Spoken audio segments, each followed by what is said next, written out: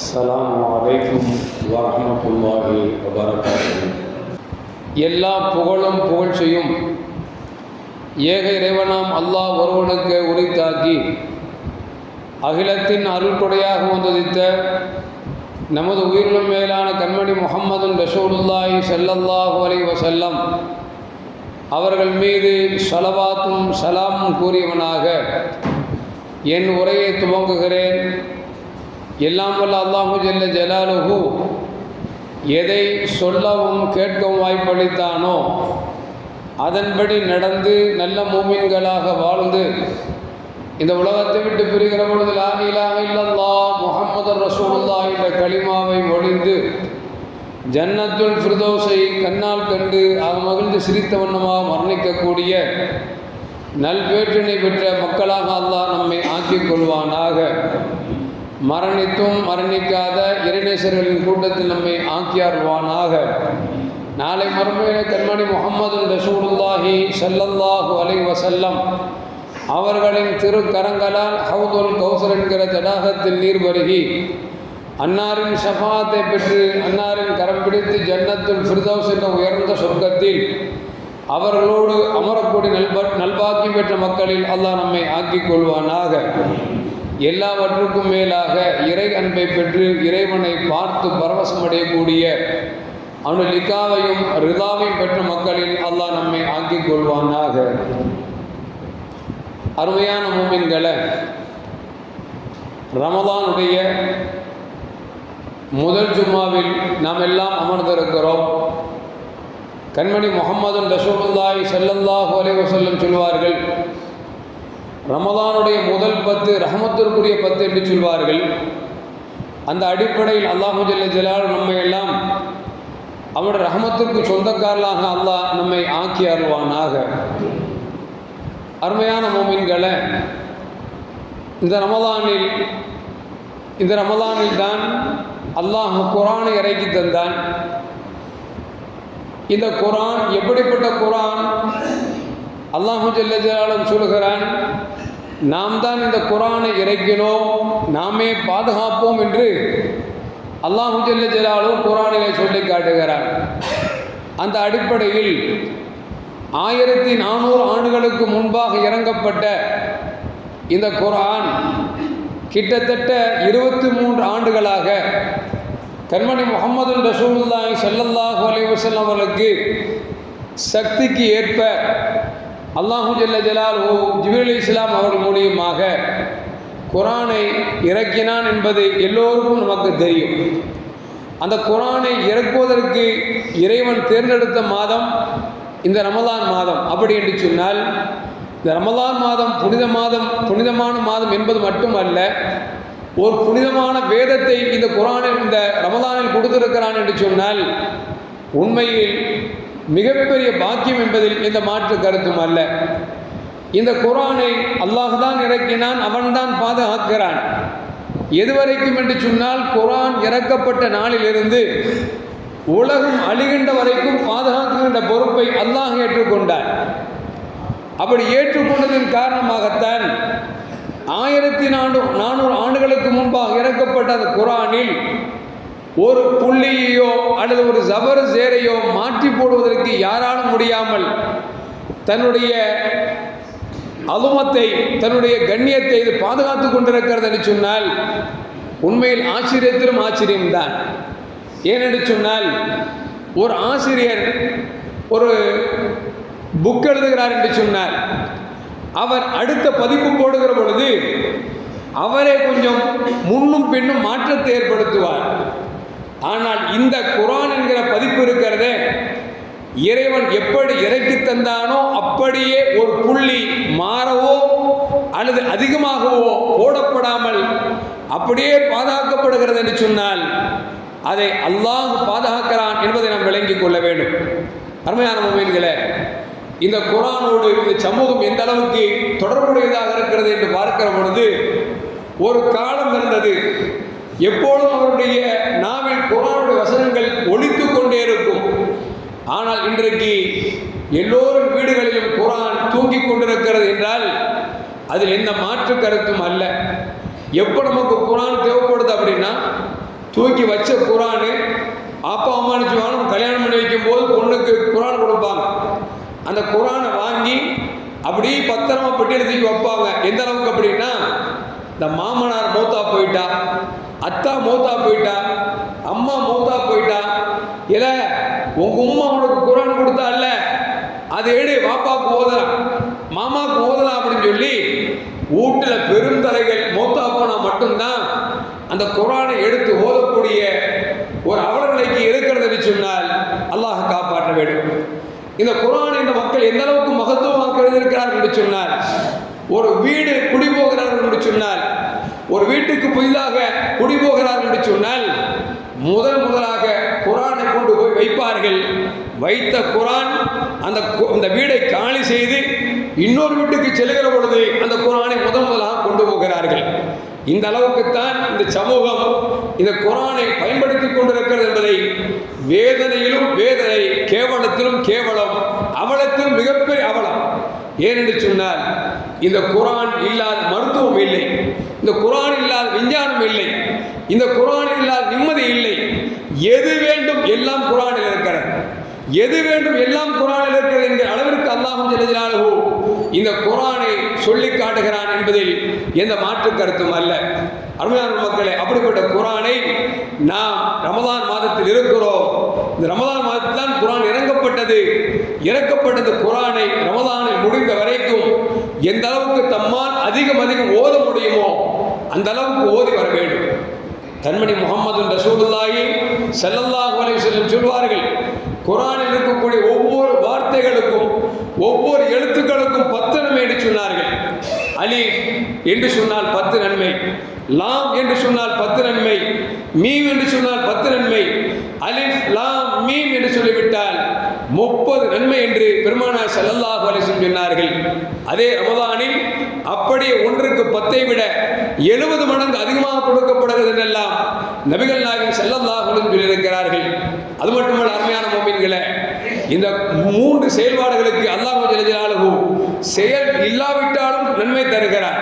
ஒன்று, ஒரு மனிதர் குரான் ஓத தெரியவில்லை என்று நினைத்துக் கொண்டு குரானை வெறும் புரட்டி பார்த்தால் அவருக்கு நன்மை உண்டு என்றார்கள் கண்மணி முஹம்மது ரசூலுல்லாஹி ஸல்லல்லாஹு அலைஹி வஸல்லம்.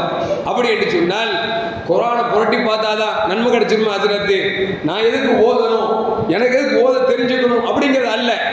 புரட்டி பார்த்தாலே நன்மை என்று சொன்னால், அதை ஓதினால், அதை செயல்வடிவத்தில் கொண்டு வந்தால் எந்த அளவுக்கு நன்மை என்பதை நாம் இப்படித்தான் யோசிக்க வேண்டுமே தவிர, பார்த்தால் நன்மை என்பதால் நாம் அங்கே உட்கார்ந்து குரானை பார்த்து கொண்டே இருந்தால் நன்மை கிடைக்கத்தான் செய்யும். அதற்காக ஓதி நன்மை கிடைக்குமா, செயல்படுத்தி நன்மை கிடைக்குமா என்றால் கிடைக்காது என்பதைத்தான் மார்க்க நமக்கு சொல்லி காட்டுகிறார்.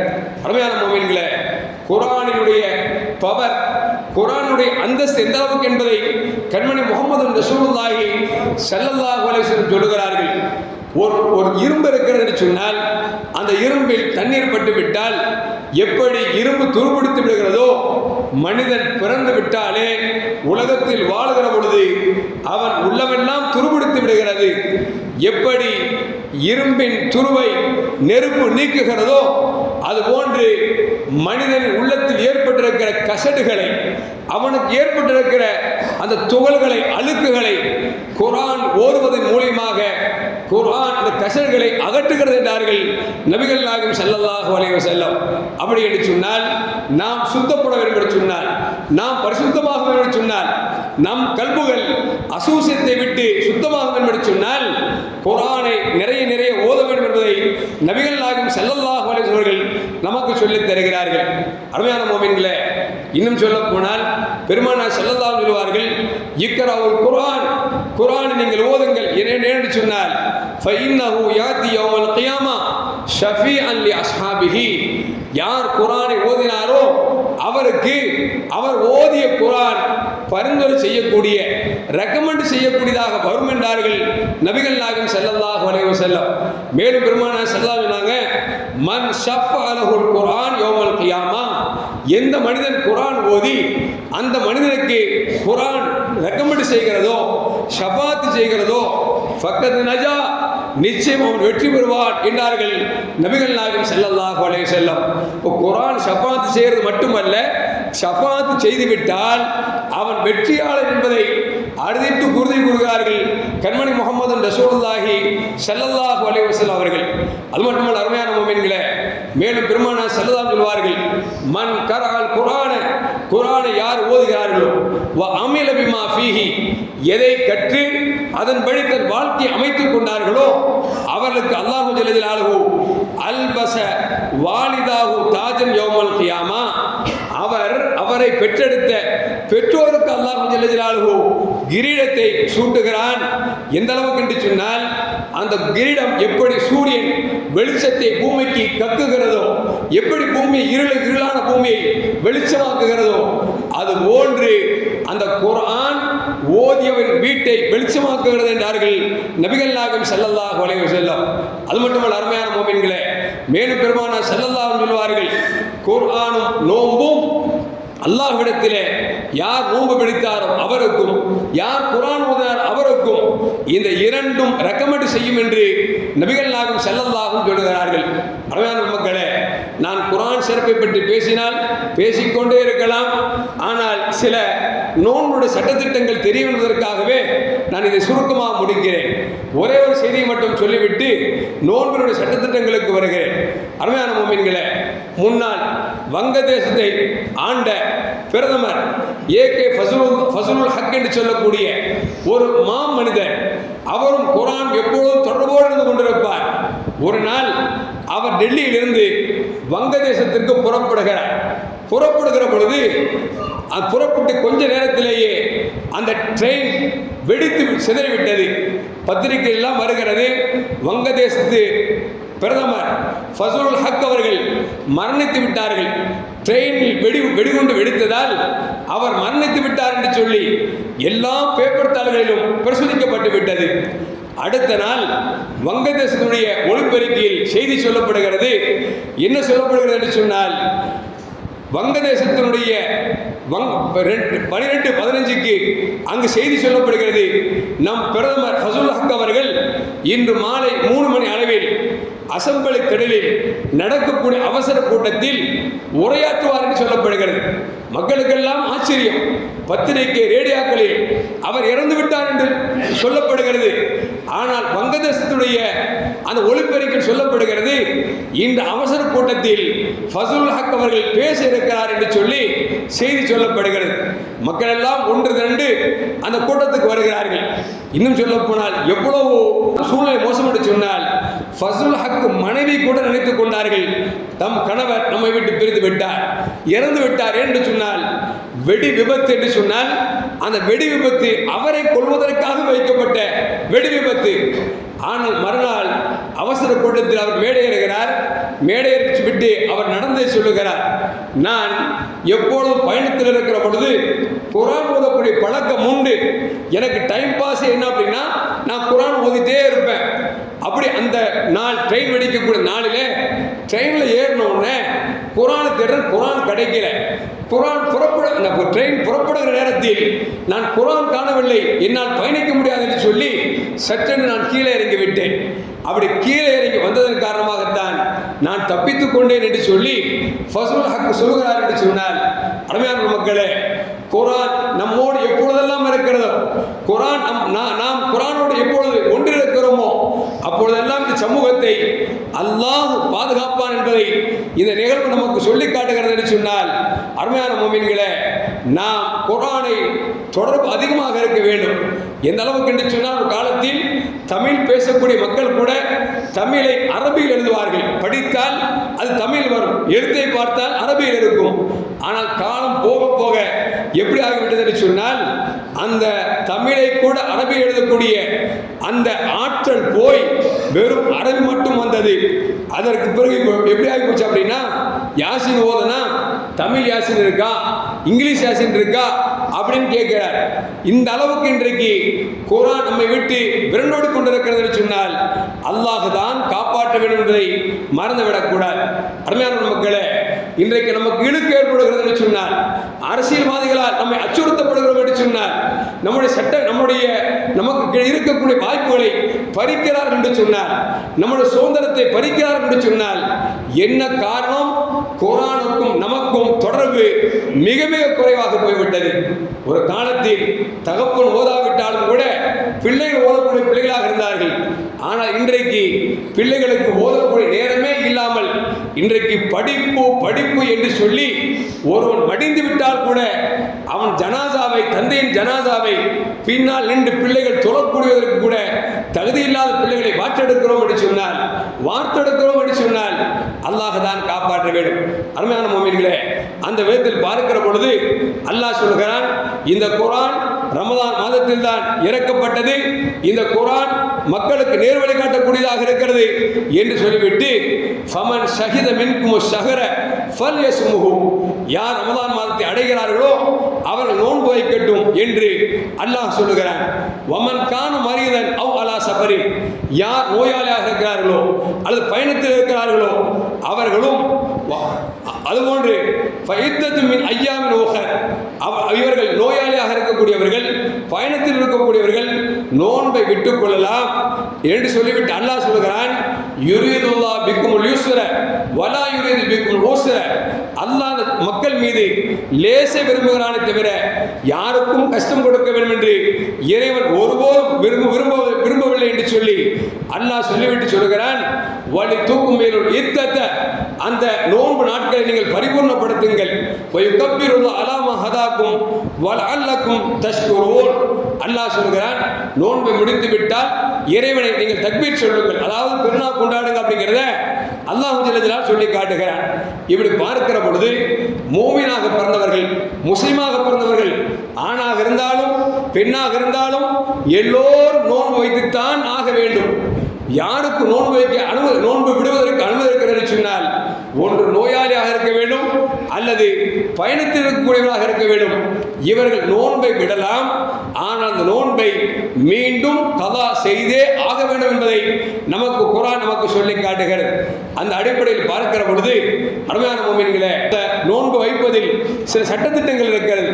அந்த விதத்தில் பார்க்கிற பொழுது வயோதிகமானவர்கள், அவர்கள் நோன்பு பிடித்தால் தன்னால் நடக்க முடியாது, நோன்பு பசித்து அவர்களால் இருக்க முடியாது என்கிற அளவிற்கு வயோதிகம் இருக்குமே, அந்த வயோதிகர்கள் நோன்பை விடுவதற்கு அனுமதி இருக்கிறது.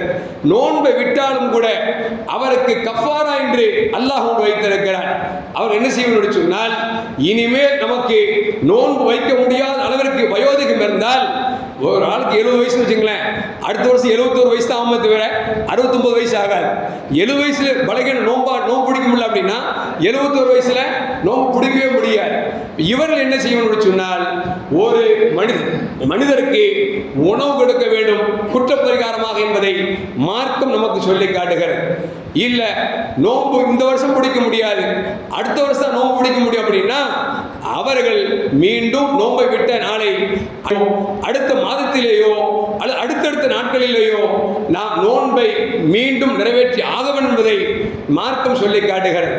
இப்போ பார்த்து நம்ம நோன்பு பிடிக்கிறோம், நோன்பு ஃபர்ஸ்ட் நாள் நோன்பு வச்சுட்டு நம்ம பள்ளிக்கு வருவோம். எப்பொழுது நினைச்சோம் பள்ளிக்கு வந்தால் தண்ணியை குடிக்கிற பழக்கம் இருக்குன்னு வச்சுங்களேன், அதே மாதிரி வேகமாக வந்தார், தண்ணியை பிடிச்சாரு, மடக்குன்னு குடிச்சிட்டாரு. குடிச்ச பிறகு ஞாபகம், ஆஹா நோன்புல வச்சுருந்தோம், எப்போது குடிக்கிற மாதிரி குடிச்சிட்டோமே அப்படின்னு ஞாபகம் வந்தா தண்ணி குடிச்சிட்டாருல, நோன்பு பாத்திலாகணும்ல. ரசூலுல்லாஹ் சொல்றாங்க, மறந்து குடிச்சிட்டா, மறந்து சாப்பிட்டா நோன்பை நீங்கள் தொடருங்கள். ஏனென்று சொன்னால், நீங்கள் குடித்த தண்ணீரும் உண்ட உணவும் அல்லாஹ் உங்களுக்கு கொடுத்திருக்கிறார். மறதியா சாப்பிட்டா மறதி அல்லாஹ் உங்களுக்கு கொடுத்திருக்கிறான். எனவே நோன்பை முறிக்க வேண்டிய தேவையில்லை, தொடரலாம் என்பதை மார்க்கம் சொல்லி காட்டுது. நம்ம வேணுங்கிறப்ப தண்ணியை குடிச்சு போட்டு மறதில் தானே குடிச்சிட்டோம், சாப்பிட்டுட்டு மறந்து தானே சாப்பிட்டுட்டோம் அப்படின்னு பார்த்தா அது அல்லாஹ்வை கேளுங்கடல் ஆக்கிற மாதிரி ஆயிடும். யதார்த்தமாக மருந்து குடிச்சார், மருந்து சாப்பிட்டார் அப்படின்னா அவர் நோன்பு விட வேண்டிய தேவையில்லை என்பதை நபிகள் நாயகம் ஸல்லல்லாஹு அலைஹி அவர்கள் நமக்கு சொல்லித் தருகிறார்கள். அது மட்டுமல்ல, அப்படி ஒருவேளை மருந்து குடிச்சிட்டார், அது குடிச்சிட்டேன், இப்போ நான் ஏதாவது கஃபாரா கொடுக்கணுமா, குற்றப்பரிகாரம் கொடுக்கணுமா அப்படின்னா எதுவும் தேவையில்லை என்பதையும் நபிகள் நாயகம் ஸல்லல்லாஹு அலைஹி நமக்கு சொல்லித் தராங்க. இப்போ நோன்பு நேரம் பார்த்தீங்கன்னா வெயில் அதிகரிச்சிடும். போன மாதம்லாம் கொஞ்சம் ஓரளவுக்கு இதமாக இருந்துச்சு. இப்போ நோன்பு வைக்க ஆரம்பித்த உடனே சூடு காட்டுது, அப்படித்தானே? இப்போ ஒரு மூட்டை தூக்க தொழிலாளி நோன்பு வச்சுக்காருன்னு வச்சுக்கங்களேன், இப்போ இந்த நேரத்தில் அவருக்கு பயங்கரமாக தாகடிக்குது, தலையில் வெயிலுடைய உச்சம் நம்மை கொதிக்க வைக்கிறது என்று சொன்னால் நம்ம தேவைப்பட்டால் தலையை தண்ணீரை கழுவி கொள்ளலாம் அப்படிங்கிறத ரசூலுல்லாஹி ஸல்லல்லாஹு அலைஹி சொல்றாங்க. எந்த அளவுக்கு என்று சொன்னால் ஹாரிஸ் இப்னு ஹிஷாம் ரலியல்லாஹு அறிவிக்கிறார்கள், நான் ரசூலுல்லாஹி ஸல்லல்லாஹு அலைஹி அவர்களை பார்த்தேன்.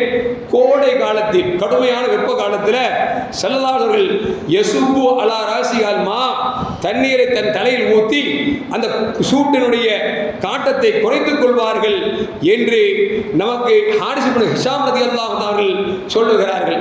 அஜய் சொல்லிட்டாருன்னு சொல்லி எல்லாரும் ஒளி செய்யும் போது தலையில் தண்ணி ஊற்றிட்டு இருக்காதீங்க.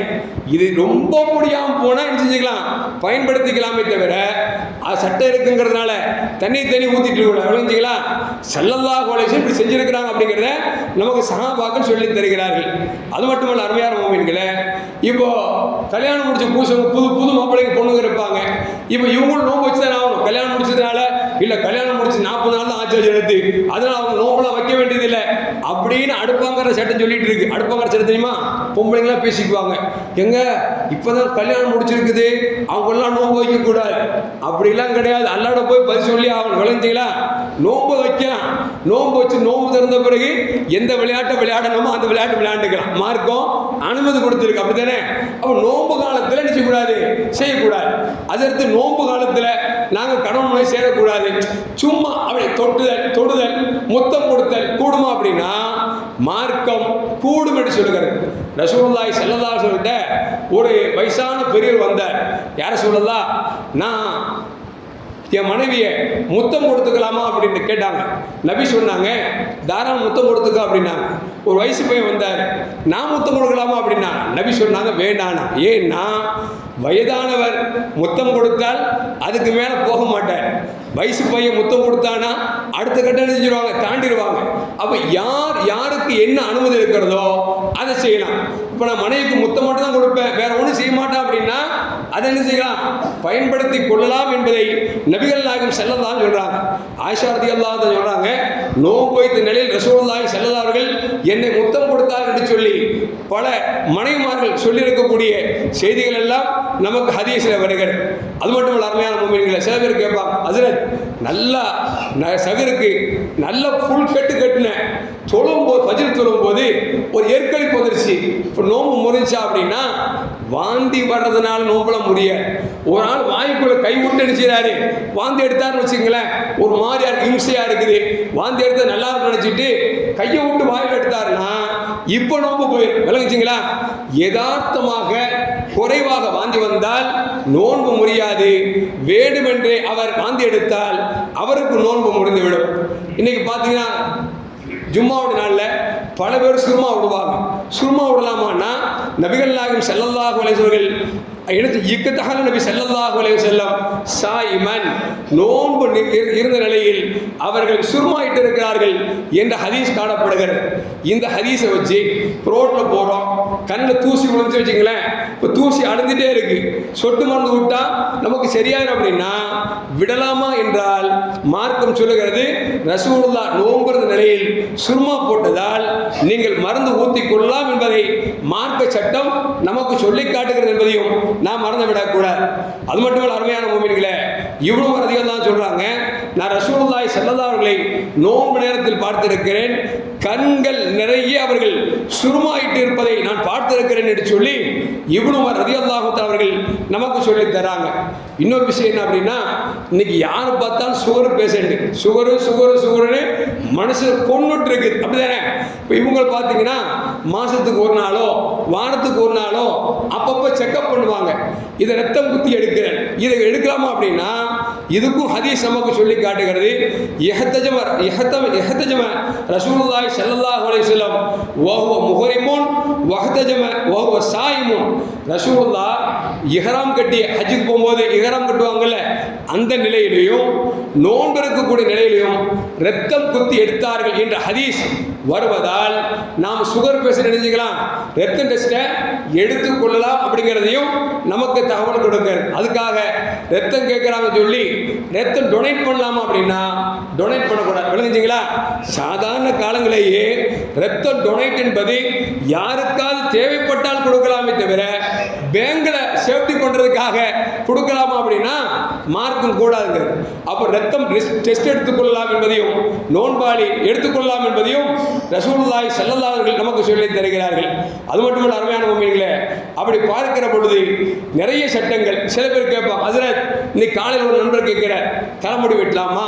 நான் சொன்னேன், தலைமுடி மட்டும் இல்லை, எல்லா முடியும் வெட்டலாம். எல்லாமே அடங்கிருச்சுல, எல்லா முடியும் வெட்டலாம். ஏன்னா நோம்புக்கும் முடி வெட்டுவதற்கும் எந்த சம்பந்தமும் இல்லை. அது நகம் வெட்டலாமா? நகமும் வெட்டலாம். மார்க்கம் அனுமதி தருகிறது. பொதுவாகவே நம்ம நல்லா விளங்கிக்கணும், இயற்கை துவாரங்கள் மூக்கு, காது, முன் துவாரம், பின் துவாரம், இது போன்ற வழிகளில் ஏதாவது ஒரு பொருள் போய்விட்டால் நோன்பு முறிமை தவிர இது அல்லாமல் முடிவெட்டுவதன் மூலியமாக நகம் களைவதன் மூலியமாக நமக்கு நோன்பு கூடாமல் போகாது என்பதை நாம் மறந்துவிடக்கூடாது. அருமையான முஃமினீன்களே, நபிகள் நாயகம் ஸல்லல்லாஹு அலைஹி வஸல்லம் ஒரு தோழர் வந்த, யார் சொல்லலாம், நான் நாசமா போயிட்டேன் அப்படின்னார். நபி கேட்டாங்க, என்னப்பா வேணும்? நாசமா போயிட்டேங்கிறிய, என்ன விஷயம் அப்படின்னாங்க. அவர் சொன்னாரு, நோன்பு இருக்கிற நிலையில மனைவிட்டு சேர்ந்துட்டு யார சொல்லலாம், மனைவிட்டு சுகம் கொண்டுட்டு யார சொல்லலாம் அப்படின்னு நபி சொன்னாங்க, நோன்பு இருக்கிற நிலையில ஓ மனைவிட்ட நீ சேர்ந்துட்டியா? ஆமா யார சொல்லலாம், அதனால நாசமா போயிட்டேன்னு நபி சொன்னாங்க. ஒரு அடிமையை உரிமை விட முடியுமான்னு கேட்டாங்க. இப்ப அடிமை கிடையாது. அப்படி சொன்னாரு, அந்த அளவுக்குலாம் சக்தி இல்லை யார சொல்லலாம் அப்படின்னாங்க. அப்படின்னா 60 நோன்பை தொடர்படியா பிடிக்க முடியுமான்னு கேட்டாங்க. ஒரு நோன்பு விட்டுருக்காரு ரம்ஜான்ல, ஒரு நோன்புல மனைவியோடு சேர்ந்திருக்காரு. அது குற்றப்பரிகாரம் என்ன? 60 நோன்பை விடாம தொடர்ந்து பிடிக்கும். உதாரணத்துக்கு ஒரு 20 நோன்பு பிடிச்சாரு, ஒரு 2 நோன்பு விட்டாரு வச்சுங்களேன், மீது 6 நோன்பு பிடிக்கணும். விளங்குச்சிங்களா? அப்படி தொடர்படியான நோன்பு பிடிக்கணும். அவர் சொன்னாரு, ஒரு மாசம் நோன்புலேயே ஒரு நாள் இருக்க முடியல என்னால, நான் மனைவிட்டு போயிட்டேன், என்ன போய் 60 நோன்பு வைக்க சொல்றீங்களே, எனக்கு முடியாது அப்படின்னாரு. நபி கேட்டாங்க, அப்படின்னா 60 ஏழைகளுக்கு உணவு கொடுக்க முடியுமான்னு கேட்டாங்க. அவர் சொன்னாரு, அதுக்கும் எனக்கு சக்தி இல்லை, பரம ஏழை யாரை சொல்லலாம் அப்படின்னாங்க. செல்லாம் பார்த்துட்டே இருக்கிறாங்க. திடீரென்று ஒரு அன்சாரி தோழர் ஒரு கூட நிறையாக பேருக்கு மரத்தை கொண்டு வந்து நபிகள் நாயகம் ஸல்லல்லாஹு அலைஹி வஸல்லம் கொடுக்கிறாங்க. நபி ஸல்லல்லாஹு அலைஹி வஸல்லம் ஒரு மூமின் தப்பு செஞ்சிடாருல்ல, நோம்புல மனைவிட்டு சேர்ந்துடாருல்ல, இப்போ அவரை அப்பள கட்டுற ஆக்கணுமே அப்படின்னு சொல்லிட்டு அந்த கூட பேச்சு படத்தை கொடுத்து, எப்போ இதை வச்சுக்கோ, உங்க ஊர்ல போய் யார் ஏழை இருக்காங்களோ அவங்களுக்கெல்லாம் பங்கிட்டு கொடுத்துருன்னு அவர் சொன்னாரு. என் ஊர்ல என்ன தவிர வேற யார் ஏழை இல்லை அப்படின்னா, என்னை விட வேற யாரும் ஏழை இல்லை அப்படின்னு நீங்க எல்லாம் எப்படி சிரிக்கிறீங்களோ அதே மாதிரி ரசூலை சிரிச்சுட்டு சொன்னாங்க, பரவாயில்ல உன் குடும்பத்துக்கு என்ன செஞ்சுக்கோ, செலவு பண்ணிக்கோ அப்படின்ட்டாங்க. இப்போ இந்த ஹதீஸை வச்சுட்டு நாம் மனைவி சேர்ந்துட்டு உரிமை விடுவதற்கு சக்தி இல்லை, 60 நோன்பு வைப்பதற்கு தகுதி இல்லை, 60 பேருக்கு சோறு கொடுப்பதற்கு தகுதி இல்லை, நானே சாப்பிடலாமானா கூட்டம் போகாது. அது ரசூலுல்லாஹ்வுக்கு மட்டும் அனுமதி. விளங்குச்சிங்களா? ரசூல் சொன்னாங்க, பொருளிச்சிங்க நீங்களே வச்சுக்கன்னாங்க, அவங்களுக்கு மட்டும் தான் அனுமதி. அப்போ நம்ம என்ன செய்யணும் அப்படின்னா, ஒன்றும் 60 ஏழைகளுக்கு சாப்பாடு கொடுக்கணும், இல்லை 60 நோன்பை தொடர்படியாக வைக்கணும். இன்னொரு விஷயம் என்ன அப்படின்னா, இந்த நோம்போட மகிமையை பாருங்களேன். ஒரு நோன்பை மனைவியோடு சேர்றது ஹலால் தானுங்க. நோம்பல்லாத காலங்கள்ல ஹலாலான ஒரு விஷயத்தை மார்க்கம் நோம்புல ஹராமாக்கி இருக்குது. அந்த ஒன்றை செய்ததன் காரணமாக 60 நோன்பை வைக்க சொல்லுது. அப்படின்னா இந்த நோன்பின் மகத்துவம் தெரியுதா? அதனால தானே ரசூலுல்லாஹி ஸல்லல்லாஹு அலைஹி வஸல்லம் மெம்பரில் ஏறுகிற பொழுது எப்பொழுதும் அமைதியாக இருவார்கள். ஆமீன் ஆமீன் ஆமீன் என்று சொல்லி 3 தடவை ஆமீன் சொல்லி ஏறினார்கள். ரசூலுல்லாஹி ஸல்லல்லாஹு அலைஹி வஸல்லம் மெம்பரிலிருந்து கீழே இறங்கின உடனே சஹாபாக்கள் கேட்டார்கள், யார சொல்லலாம், மெம்பரில் ஏறும்போது எப்போதும் அமைதியாக இருக்கிறீர்களே, இந்த தடவை 3 ஆமீன் சொன்னீர்களே என்று கேட்ட பொழுது ஸல்லல்லாஹு அலைஹி வஸல்லம் 3 ஆமீனுக்கும் விளக்கம் சொன்னார்கள். நான் ஒன்றை மட்டும் சொல்லுகிறேன், ஜிப்ரீல் அலைஹிஸ்ஸலாம் நான் மேலே ஏறும்பொழுது வந்தாங்க, சொன்னாங்க, யார் ரமலானுடைய காலங்களில் உடலில் ஆரோக்கியம் இருந்தும் வேண்டுமென்றே நோன்பை விடுகிறார்களோ அவர்கள் மண்ணை கவட்டும் நாசமாகட்டும் என்று சொன்னார்கள். நான் ஆமீன் என்று சொன்னேன் என்றார்கள் பெருமானார் ஸல்லல்லாஹு அலைஹி வஸல்லம். என்றால் நோன்பின் மகத்துவம் தெரிகிறதா? அதான் போன வாரம் சொன்னேன், நீங்க நோன்பு வையுங்கள் ஆரோக்கியம் பெறுங்கள் என்று நபிகள் நாயகம் ஸல்லல்லாஹு சொல்றாங்க. அப்படின்னா நாம ஆரோக்கியமா இருக்கிறதுக்கு, நாம நல்லா இருக்கிறதுக்கு தான் அல்லாஹ் ஒரு கடமையாக்கிறதுக்கான தவிர நம்மளை வாட்டி எடுக்கணும் அப்படிங்கிறதுக்காகவோ, வதக்கணும் அப்படிங்கிறதுக்காகவோ, பசி கொடுமையை அவனை உணர வைக்கணும் அப்படிங்கிறதுக்காகவோ அல்லாஹ் நம்ம சட்டத்தை போடலைங்க. நீங்களும் நானும் நன்றாக இந்த உலகத்தில் வாழுகிற காலத்தில் ஆரோக்கியமான வாழ வேண்டும் என்பதற்காகவே அல்லாஹ் சட்டத்தை ஏற்றிருக்கிறான் என்பதை மனதில் வைத்துக் கொண்டால் நாம் நோன்பை ஒருபோதும் விடமாட்டோம் என்பதை நாம் மறந்துவிடக்கூடாது. அருமையான மக்களே, எனவே இந்த ஜும்மாவில் நாம் தெரிந்த விஷயம், ரமதானில் குர்ஆன் இறக்கப்பட்ட மாதம். நிறைய குர்ஆன்களை ஓத வேண்டும், நிறைய குர்ஆன்களை ஓத வேண்டும். ஓத தெரியாவிட்டால் தெரிந்தது போன்று குர்ஆனை எடுத்து புரட்டியாவது பார்க்க வேண்டும். ஓதுகிற பொழுது நம் சக்திக்கு எவ்வளவு முடியுமோ அவ்வளவுக்கு அவ்வளவு ஓத வேண்டும். அதுபோன்று நோன்புடைய காலங்களில் சக்தி இருந்தால் நோன்பை கட்டாயம் வைக்க வேண்டும். தவிர வேலை பளுக்களை காமித்தோ அல்லது நேரங்களை காமித்தோ நோன்பை விடுவதற்கு மார்க்கம் ஒருபோதும் அனுமதி தராது என்பதை நமக்கு இந்த ஜும்மா மிகப்பெரிய படிப்பினை தந்திருக்கிறது. எல்லாம் அல்லாஹ் ஜல்ல ஜலாலுஹு எதை கேட்டோமோ சொன்னோமோ அதன்படி நடக்கக்கூடிய நல்ல மூமின்களின் கூட்டத்தில் என்னையும் உங்களையும் அல்லாஹ் ஆக்கிக் கொள்வானாக. அஸ்ஸலாமு அலைக்கும் வரஹ்மத்துல்லாஹி வபரகாத்துஹு.